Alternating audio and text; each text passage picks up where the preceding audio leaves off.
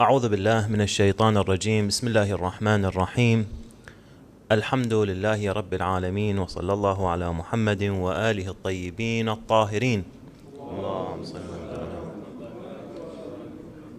واللعن الدائم على أعدائهم أجمعين من الأولين إلى قيام يوم الدين. قال الله العزيز في كتابه الحكيم: بسم الله الرحمن الرحيم.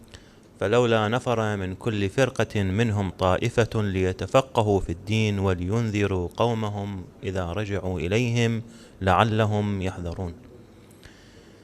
واقعا بحضور العلماء والأفاضل إنما أكون كناقل التمر إلى هجر، وإن شاء الله لا يكون تجاوز في محضرهم، لكن من باب الامتثال خير الأدب. الله عز وجل لما أراد أن يوصل أحكامه الشرعية وما أراد لبني البشر أرسل إليهم رسلا وهداة ليرشدونهم إلى ما أراد الله تبارك وتعالى، ليبين لهم الحق، ليبين لهم الباطل، ليدفعهم من الظلمات ويرشدهم إلى النور، أو يدفعهم عن الظلمات ويرشدهم إلى النور. كانوا أولئك الهداة صلوات الله وسلامه عليهم من الأنبياء والأوصياء المثل الأعلى في تلك الأمم. كما تعلمون أنه النبي في كل زمان يجب أن يكون أفضل أهل زمانه، ولا يتقدم عليه أحد بالفضل، بالمنزلة، بالعلم، بكل الكمالات. حتى أن أمير المؤمنين صلوات الله وسلامه عليه لما وصف حال نبينا الأكرم صلى الله عليه وآله الذي كان هو القدوة والأسوة لجميع الأنبياء وإن تأخر عنهم كما هو وارد في الروايات المباركة، وصفه بأنه كان طبيبا دوارا بطبه. وواقعا أخواني هذا اليوم ما نحتاج إليه نحن، كما تفضل أستاذنا سماحة الشيخ ناصر حفظه الله، اليوم اللي نحتاجه في مجتمعاتنا أن يكون هناك مبلغون. لكن هذا المبلغ شنو صفاته؟ الله يحفظ سيدنا المرجع سيد الشيرازي حفظه الله، الوصية الدائمة إلى عندما نتشرف بزيارته التعبئة العلمية والتقوى الحقيقية. وهذا واقعا ما يحتاجه كل طالب علم، ما يحتاجه كل مبلغ في المجتمع. أولا أن تكون عنده تعبئة علمية، لكن التعبئة بدون التقوى لا تنفع. الإنسان إذا حصل على التعبئة العلمية، وهذه التعبئة لا تكون من أي طريق حصل، يجب أن يأخذها من مصادر آل محمد صلوات الله وسلامه عليهم. وهذه القضية أخواني أنا أشير إليها في محضر أساتذتنا، لكن من باب الإشارة ومن باب التذكير. إحنا عندما نكون طلبة في الحوزة العلمية، لما نكون طلبة العلوم الدينية، يعني نحن نطلب علوم آل محمد صلوات الله وسلامه عليهم، يعني نحن نأخذ كلام آل محمد صلوات الله وسلامه عليهم لكي نوصله إلى الناس.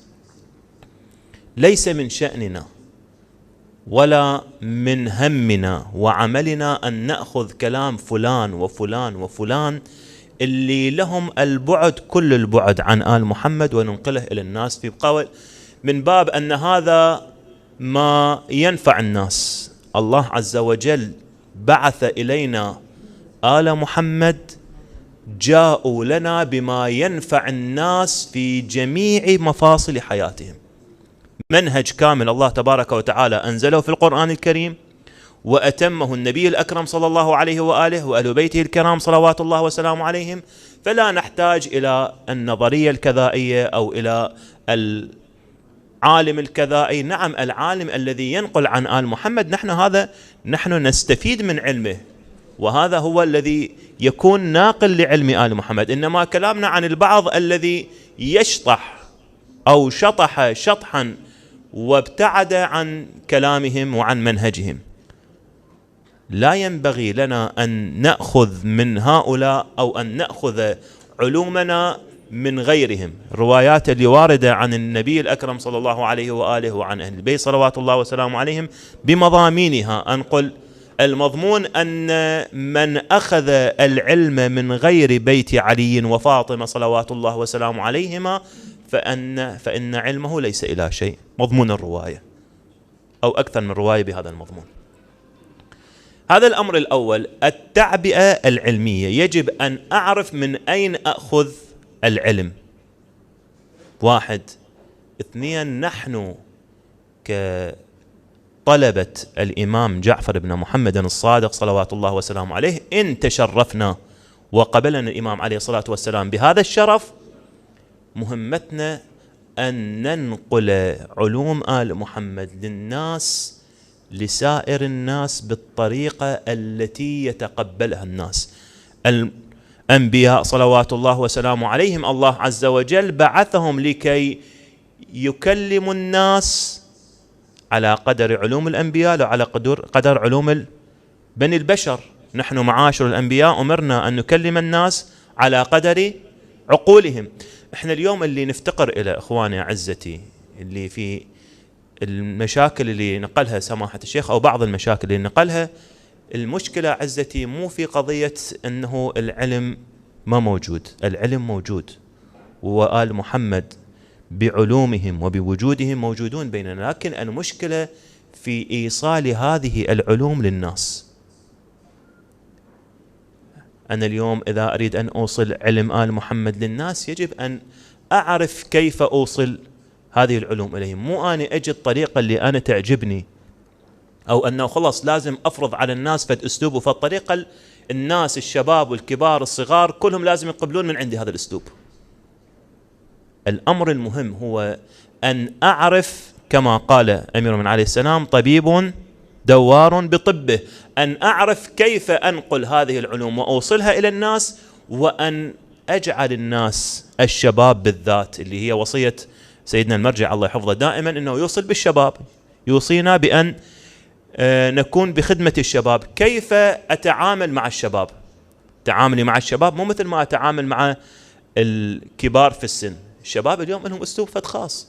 اليوم المغريات اللي عند الشباب تختلف عن اللي كانت في السابق، فالأساليب السابقة اليوم يمكن ما تنفع وياهم، ربما أكون سبب لنفور الناس، وهذا ما يحدث في أكثر الأحيان، سبب لنفور الشباب من رجال الدين.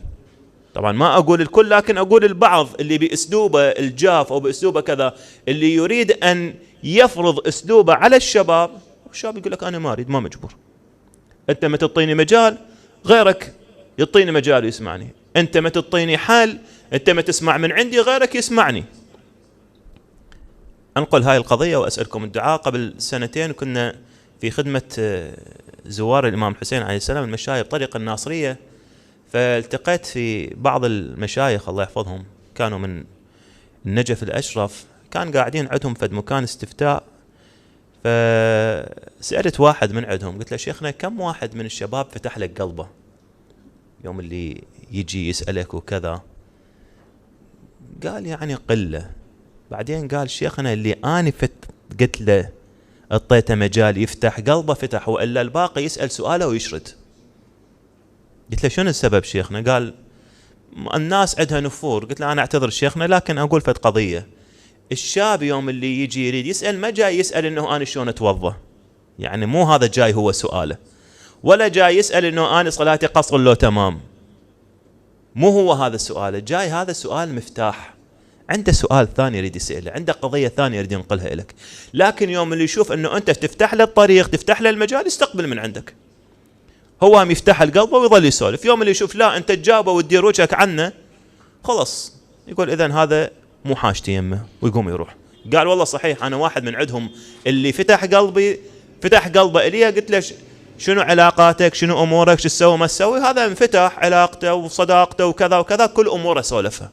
فإحنا اليوم مشكلتنا عزتي إنه مدى نعرف شلون نوصل لاستقبال الشباب، شلون نوصل بخدمة الشباب، شلون نستقبل الشباب، شلون نستقطب الشباب إلى كلام آل محمد صلوات الله وسلامه عليه. وهذا من أنا يبين الأهمية والدور الأساسي للمبلغ. المبلغ لعل المرجع اللي إلى تلك المكانة العالية والتبليغ العالي والجهد الكبير لا يستطيع أن يوصل العلوم وأن يوصل الأحكام للشباب، لكن أنت وغيرنا من المبلغين يستطيع أن يصل ويوصل هذه العلوم إلى الشباب. إذن يجب أن نتخذ الطريق الصحيح حتى في تعاملنا مع الشباب لكي نكون مصداقا.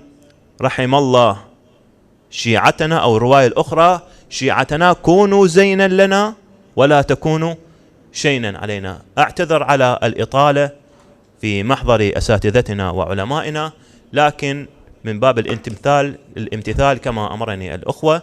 نسأل الله تبارك وتعالى لهذه المدرسة المباركة أن تكون مصداقا لنقل علوم آل محمد صلوات الله وسلامه عليهم للناس، وتكون مصداقا وشمعة لاستقطاب شبابنا المؤمنين ببركة محمد وآل محمد. والسلام عليكم جميعا ورحمة الله وبركاته.